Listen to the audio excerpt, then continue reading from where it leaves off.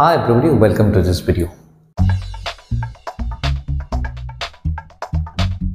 আজকে video basically হবে বিগিনারদের জন্য, অর্থাৎ যারা ইংলিশ মাত্র শুরু করেছে অথবা যারা ছোট ক্লাসে রয়েছে। Even in class 8 also you will find that the chapter is there in grammar sentence. Today I would like to describe about what actually a sentence is. একটা সেন্টেন্স মানে কি, বাক্য মানে কি, সেন্টেন্স কাকে বলবো, হোয়াট ইজ আ সেন্টেন্স। যদি random Martin আমরা দেখি, তোমরা দেখবে বইয়ের মধ্যে লেখা রয়েছে সঙ্গে এইভাবে, a group of words having a complete meaning is called a sentence.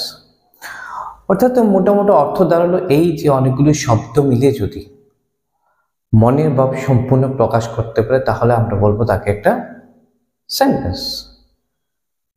এর মানে হচ্ছে তাহলে কতগুলো শব্দ অর্থপূর্ণভাবে ব্যবহৃত হতে হবে এবং মনের ভাবটাকে সম্পূর্ণভাবে প্রকাশ করতে হবে, তবেই তাকে আমরা সেন্টেন্স বলবো। এবং ঘটনা যেটা হচ্ছে এক্ষেত্রে তো আমরা অবশ্যই বলতে পারবো, for example I am going to school, I am going to school, অনেকগুলি শব্দ হলো না, I am going to school, 5টা শব্দ হয়ে গেল। সো 5টা শব্দ মিলে একটা কমপ্লিট অর্থ প্রকাশ করলো, আমি যা বোঝাতে চাইছি তা প্রকাশ করতে বলে, তাহলে অবশ্যই এটা একটা সেন্টেন্স। আবার গঠনও হলো, কোনো কোনো সময় তো আমরা বলে থাকি, ধরো আমার পাশে রয়েছে তাকে বলবো আসার জন্য, বললাম কাম। আচ্ছা, শুধু এই ওয়ার্ডটা যখন আমি উচ্চারণ করলাম কাম, আমি তো বোঝাতে পেরেছি না তাকে কি করতে হবে তাকে। So in that sense it has also cleared its meaning. কিন্তু এখানে তুমি যদি লক্ষ্য রাখো, কাম শুধুমাত্র একটাই ওয়ার্ড রয়েছে, অনেকগুলো শব্দ মিলে একতারা, তাহলে এক্ষেত্রে প্রযোজ্য হচ্ছে না। এ ওয়ার্ড আর গ্রুপ অফ ওয়ার্ড তাহলে হয়ে গেছে, অর্থাৎ গ্রুপ অফ ওয়ার্ডই হতে হবে সেন্টেন্স হতে গেলে, এমন কোনো কথা নেই। তাহলে দেখা গেল একটা ওয়ার্ডও তাহলে কোনো কোনো সময় অর্থ প্রকাশ করতে পারে কোনো একটা নির্দিষ্ট কনটেক্সটে। এবার তাহলে প্রথম কথা যেটা হয়ে গেল, একটা লিমিটেশন আমরা খুঁজে পেলাম যে সংজ্ঞার মধ্যে রয়েছে অনেকগুলো শব্দ মিলে, তাহলে আমরা অনেকগুলো শব্দ মিলে এখন বলতে পারছি না, কারণ একটা শব্দও তাহলে মনের ভাব প্রকাশ করতে পারে। তাহলে এক্ষেত্রে যেটা বলছিলাম গ্রুপ অফ ওয়ার্ডস, তাহলে এটাকে কি করতে হচ্ছে, একটু কারেকশন করতে হচ্ছে, বলতে হচ্ছে এ ওয়ার্ড আর এ গ্রুপ অফ ওয়ার্ড। একটা শব্দ হতে পারে, অনেকগুলো শব্দ হতে পারে। এবার দ্বিতীয় কঠিন যেটা দাঁড়ালো হ্যাভিং এ কমপ্লিট মিনিং, মনের ভাব যদি সম্পূর্ণ প্রকাশ করে।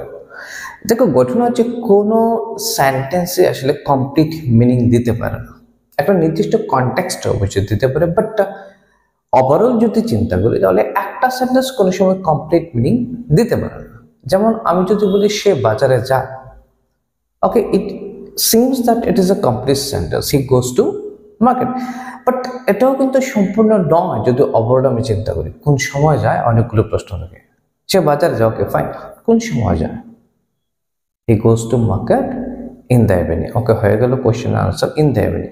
আচ্ছা, ইন দ্য ইভিনিং তো যে কয়টায় সময় যায়, কি বারে যায়, দেখো অনেকগুলো কোয়েশ্চেন তাহলে আসে না। তাহলে গঠনের যেটা দাঁড়াচ্ছে একটা সেন্টেন্স কমপ্লিট মিনিং দিতে পারে না, একটা ক্লিয়ার মিনিং দিতে পারে, একটা পরিষ্কার একটা অর্থ দিতে পারে in a certain context, it cannot express the complete meaning. So এই জায়গায় তাহলে আরেকটা কারেকশন করতে হচ্ছে। সো প্রথম হয়ে গেল a word or a group of words, next complete meaning বলতে পারছি না, তাহলে বলতে হবে clear meaning. A word or a group of words having a clear meaning in a certain context is a sentence. Right হয়ে গেল। তাহলে মোটামুটিভাবে যদি দেখি এই দুটো লিমিটেশন যদি আমরা এলিমিনেট করি, লিমিটেশন যদি আমরা কি করি, দূরে সরিয়ে দেই, এগুলো যদি কারেকশন করে নিই, তাহলে একটা সম্পূর্ণ সেন্টেন্সের সংজ্ঞা আমরা পেয়ে যাই। তাহলে কি হচ্ছে, একটা শব্দ হতে পারে, অনেকগুলি শব্দ হতে পারে, কমপ্লিট মিনিং নয়, একটা ক্লিয়ার মিনিং দেবে একটা নির্দিষ্ট কনটেক্সটে। রাইট, দ্য সেন্টেন্সের সংজ্ঞা দাঁড়ালো এই, তাহলে a word or a group of word having a clear meaning to a certain context is called a sentence. Right, এবার আরেকটা কনফিউশন অনেক সময় থাকতে পারে, যেমন আমি যদি বলি একজন মৃত ব্যক্তি বেলকনিতে হাঁটছে অথবা বারান্দায় হাঁটছে। A dead person is walking in the veranda অথবা dead person is walking in the balcony।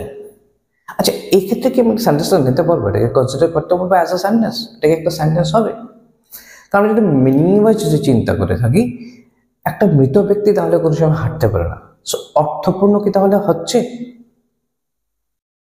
এই ক্ষেত্রে কি সেন্টেন্স বলতে পারবো? একটা কোয়েশ্চেন মার্ক থেকে যায় whether it is a sentence, but I believe that it can be also a sentence. Why? Because হ্যাঁ, কতগুলি অ্যাবসার্ড থিঙ্কও তো, অনেকগুলো অযাচিত জিনিসগুলোকেও তো আমাদেরকে অনেক সময় বলতে হয়।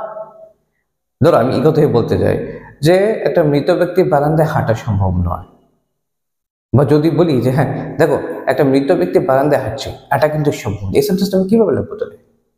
Dad man is walking in the বারান্দা, ইট ইজ নট পসিবল, এভাবে তো লিখতে হবে।